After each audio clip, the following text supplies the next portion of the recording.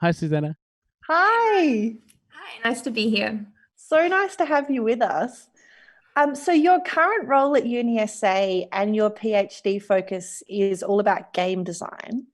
We'd love to know a bit about how that interest first started. How did you first get interested in game design?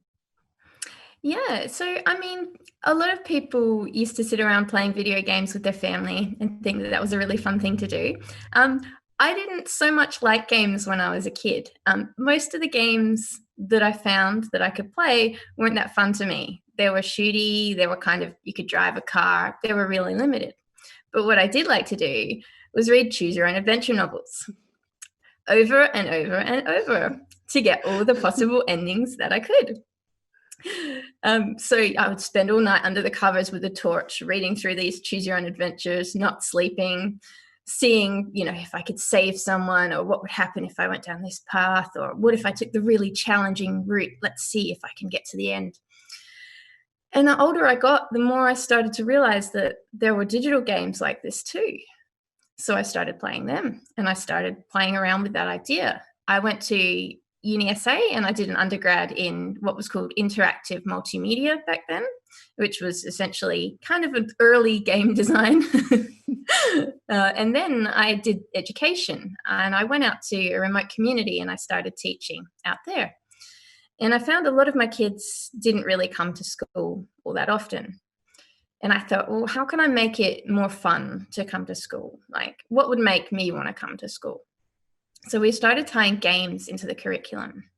So we started doing Wii bowling in maths to learn subtraction. We'd turn off the scoring and we would add it up ourselves. We would do all the maths.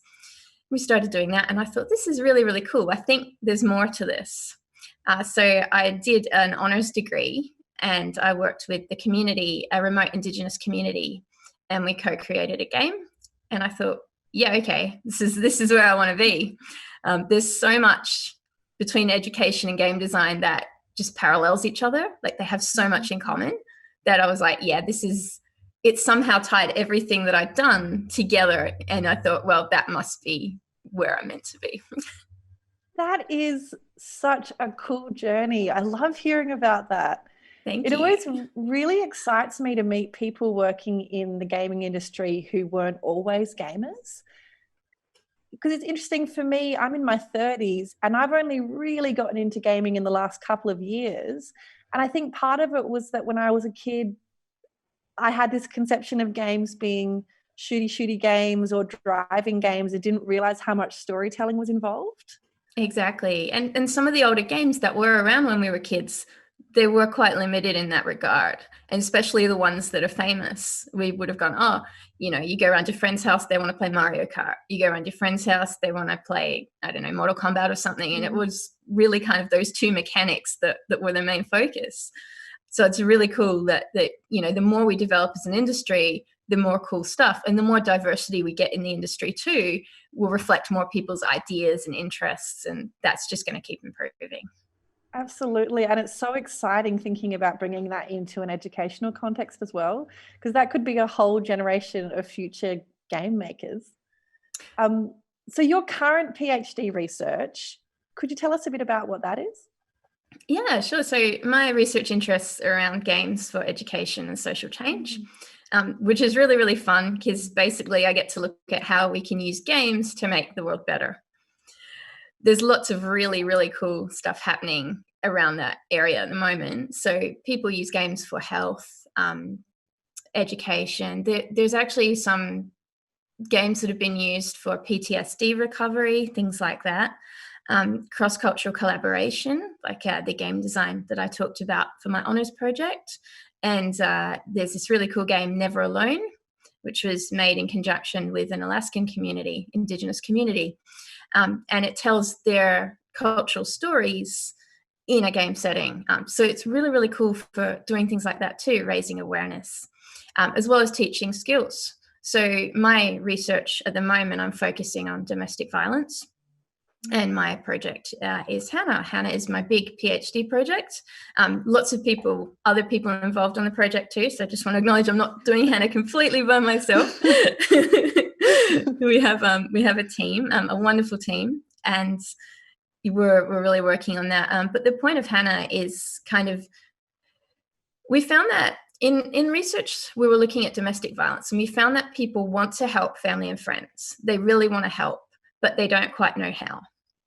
So a lot of people might say things like, oh, if it's really bad, why don't you leave the relationship? But if you're actually in a violent relationship or experiencing abuse, you might not feel that that's possible. There are lots and lots of obstacles that make that difficult and challenging. And one of those things is the state of your self-esteem at that point. So domestic violence is especially designed to make your self-esteem very, very low.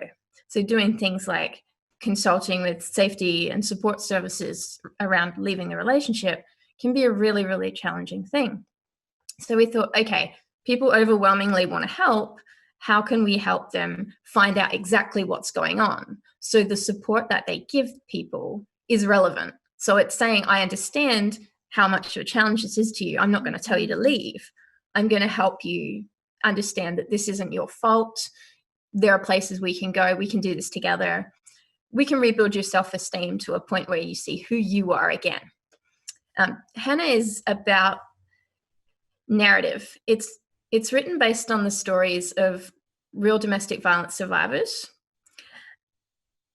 And it really takes you, I don't want to give too much of the story away, but essentially what it does is it puts you in the position of kind of Hannah's friend or Hannah's sidekick, and you support her on her journey. You don't take the journey yourself. You don't control her journey. You just support her on her journey. But because it's a game, we've got this really cool thing where we can change the game world in response to the choices that you make. And games are really, really cool for that. In fact, they're pretty much the only medium where you can really do that. So we can say, I'm Hannah, I'm saying this thing to you, you reply to me with that thing, and as Hannah, I change. So my response to you will change. How I am will change. My self-esteem will change. We can change all of those things. So you can really see as a player how the things that you say to Hannah impact her and help her on her path to recovery. Or if you say things that aren't that helpful, how that's affecting her in a negative way. That sounds amazing. I think I read somewhere, I'd love to know a bit more about the gameplay.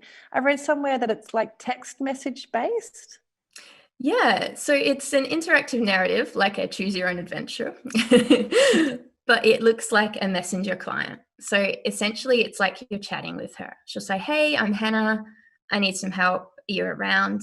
And you say yes or no. And if you say no, she'll say, okay, cool. Let me know when you are. If you say yes, she'll say, great. I need you. Here's this thing.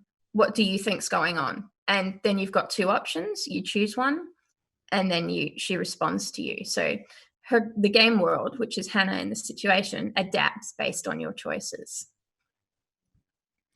Interesting. And were there any obstacles in bringing Hannah to fruition? And I guess more generally, what are the more sort of difficult parts of research in game design? So for me, I actually found the research into domestic violence really hard. It's very, very common in Australia, and that affected me quite deeply. I think it's something that we all need to know, and we all need to be aware of just how common it is. And I always tell people now just how common it is because of that. The other thing that I found was a big barrier in Hannah in particular, or domestic violence research, was the fact a lot of people there's a large part of society who have quite negative views about games. Who think that games are maybe just shooty or that they might teach people bad habits, or that they might normalize ideas of violence. I don't think that's true at all. In fact, the research doesn't think that that's true at all. The research says that games are very powerful, but we can do lots with that power. So it's not all negativity that we can do with that power. If we're saying that games can influence you, then regardless of the argument, there's potential there for games to be influencing you positively. And so I think that a lot of media outlets and things like that might publish negative stories. So a lot of the country might have question quite whether or not games are a format that's worthy of engagement. So I think, that's something that I'm hoping is shifting, and I think it's definitely shifting. And projects like Hannah, I hope, will be at the forefront of putting in people's minds the idea that games are really, really powerful. If we can have movies that change us, imagine how much more powerful a medium where we've got that response can be. It's interesting you mentioned movies, because for me that was I was never against games. I just never really engaged with them. And you're right, there's so much negative media around games. I remember the first time, I think I was playing Zelda Breath of the Wild, and I could not get over how complex and beautiful the world was. And I kept saying to my friends, it's like watching an incredible movie, but you get to actually make choices and you're in the film. Yeah. So you're so right. It has this amazing agency and interactiveness that a lot of mediums don't have. I wonder whether, I'd love to hear your thoughts on, how do I phrase this? I've noticed during isolation and COVID times, people are talking about video games a lot more. And I've even seen like ABC News, they've had entire articles on Animal Crossing, which I love. But I think the dialogue around games is changing. Have you noticed, do you think the pandemic might influence that and make it easier for you in those ways? Definitely. This is something we were talking about in my introduction to game design class a few weeks ago. A lot of students were saying too that they feel that, friends who maybe haven't played games for a little while are picking up the games again and saying to them, hey, what are you doing? What are you playing? What's going on? And we've just got that whole kind of dialogue now where maybe before, when you were to say to somebody, what are you watching at the moment? Now you can say, what are you playing? what are you playing right now? It's just another thing that we do. And I think you're right. I think the pandemic has given a lot of people that opportunity to pick it up again. And hopefully moving forward, that'll be a really positive thing. Absolutely. And so with going back to Hannah, what are you hoping people will take away from that project and your research into it? So really with Hannah, what we want to do is strengthen support networks for people who are experiencing domestic violence. So the cool part about games is that you can play things without negative consequences that might happen in the real world. So you can play Hannah and you can talk to Hannah, but she's not a real person. So if you say the wrong thing, it's not going to have a really negative outcome, but it's going to model for you and explain to you how that could potentially have a negative outcome in the real world. You'll be able to play through the game. And once you finish the game, if you get to the end of the game, you'll have helped Hannah develop her self-esteem to a positive point, hopefully, without spoiling narrative too much. So it's almost like a safe practice space, I guess. It is. It's like a sandbox, really, isn't it? You can play around and you can have a go and you can try things out. But then the skills that you learn, what works, will then work for you in the real world if somebody that you know is experiencing domestic violence. And it's highly likely that you will know somebody experiencing domestic violence in your lifetime. Mm. And it's really interesting, your comments about the sort of negative view of gaming and games, and how, but more and more the discussion is turning to, it's not about the medium, it's about the content. Similar to the discussion about screens, as we've spent more time on screens lately, there's more and more research coming out about it not necessarily being negative in itself, it's just the content. And it's interesting to pick up on that power of gaming and that kind of immersive environment. I guess Hannah sounds like an incredible project for social change, and I bet it's taking up a lot of your time. But what projects and research are you exploring next? Wow. Well, yes, Hannah is probably the biggest time thing at the moment. I am working on a project which is a bit of a subverted dating simulator, which is, I can't really reveal too much information, but it kind of takes what you expect about playing a dating simulator and then switches it around on you and pushes you to think a little bit more in depth about how you approach people, how you interact with people, and your wants versus the wants of other people. Very cool. Thank you. Oh, I'd love to play that. I got really into Dream Daddy, the dad dating simulator, for a while. Cool. That sounds like right up my alley. Definitely, if you like Dream Daddy. And also, I'd love to ask you a bit. So you're the ambassador for International Women in Games, which is so awesome because it is still a very male-dominated industry and world. What does being the ambassador involve, and how did that come about? Yeah, so I was really, really lucky to be chosen as an international ambassador for women in games. And really what that means is that I have a responsibility to share how important games can be to the rest of the world, essentially. So it's, for me, in the games design program that we have at UniSA, I really want to encourage more diversity in the program. So things like this are really, really important, because if I can have a front and a face and say to people, you know, we're making games, we're doing this, we're doing that, then I really want to encourage more women to come into games. When I first went to uni as an undergrad, I actually went to an information session when I was choosing my classes in year 12. And I was going to study marketing, and I went and I did the marketing session. It was really good. And then my friend went to another one that was digital media. And I tagged along, and I went in and I sat down in the lecture, and I thought, oh, you know, I'll just be here with my friend.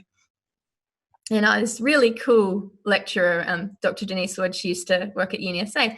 She came up the front and she stood up and she said, I'm Dr. Denise Wood, I'm doing this and this and this. And she was talking about like some of the really cool work that she was doing, which was around enabling access to websites and digital media to people who have difficulty accessing those things. So accessibility considerations and remote African communities and just all this really, really cool stuff. And she was talking about how she had this really cool computer with like all this RAM and all this stuff. And I was like, whoa, okay. And it was the first time that I'd really thought about doing anything in a digital media career, because I always thought it was not for me. My high school careers advisor recommended other things, kind of steered more old school gender ideas into her face. And, you know, I just kind of ran with that. And then I just went, oh, wow. And that night I went home and changed my preferences. That is so cool. Were there many women in the course when you did it, or? Not really, no. There weren't none. I remember there was one class where we had 2 women and we were kind of like, hey, we'll do this together, we'll get through it. But some of the other classes had quite a few in, so that was good. But, you know, I mean, if I can just be like that for one person, like if I can show somebody that that's an option for them, then I want to do that. I want people to consider everything that they can do and not feel limited by anything. That's so important and so powerful. It comes back to that saying, you can't be what you can't see. Exactly. That's great. I love that. Yeah, you need to have those influence and those role models.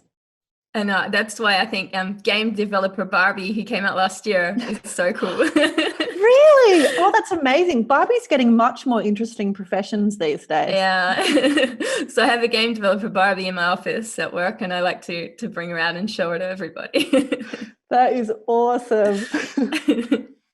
And do you find that obviously, like in Australia, the gaming industry has been and still is dominated by men? Is that the same around the world, or is it specific to kind of English-speaking countries? Or how does that look around the world? I think around the world it's pretty constant. It's still quite dominated by men. Actually, in Australia, we're doing pretty well. We have quite a lot of diversity now happening, which is good. And there are lots of initiatives and things just coming out and people working on things to develop that further. So again, I think like what Ashton was saying, it's a lot about visibility too. Just getting those things out there and saying, hey, look what's here, you know, have a go, try it out. Things like Girls Can Code, all those sorts of things are really good too for high school age kids and stuff like that. Just out of curiosity, veering a little bit away from that, what games are you playing at the moment? Do you have games that you love to play, or are you so exhausted from making games that you get home and you're like, I need to read a book? Well, I don't play as much as I would like because of time. But I did just finish What Remains of Edith Finch, which I absolutely loved, which is, again, I really like narrative heavy games. So things like the Life is Strange series. Edith Finch was a really, really good one that I recommend. But yeah, I need something next, I think, to add to my list. Do you have a preferred gaming console that you use? Yeah, I'm a PS4 person. I like collecting platinums, but I only have 4. I need some more now. So for people watching who would love to maybe this has piqued an interest for some people, or hopefully there are some people watching who are like, oh, this could be a possibility for me. Where would you suggest they go to find out more about game design and also about your work? Yeah, so I mean, you can Google me if you want to learn more about me. But game design in general, the thing that I would recommend to start with is play as many games as possible. See what's out there and see what you like. Play everything. Don't think, oh, that's not for me. Give it a go, because there's something good. You'll find something good in everything. And there are things that you can take and ideas that you can subvert. If you want to try making a game, I recommend Twine, which is an interactive narrative game engine that you can play in the browser.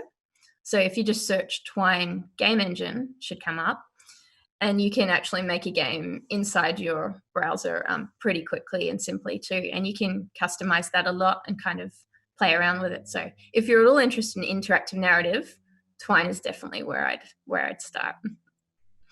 Brilliant. That is a good tip. Also, I'm happy for any homework task to be play as many games as you can. Yeah, that's what I always try and do in the game design classes at uni. Your homework is to play a lot of games. That sounds like a dream. Well, thank you so much for coming in today, Susannah. We don't want to take up all of your game playing time. So we might release you to play some more games, but we've really appreciated you coming onto the program this afternoon. Thanks so much. Thank you. Thank you. Thanks for having me. Bye. See ya.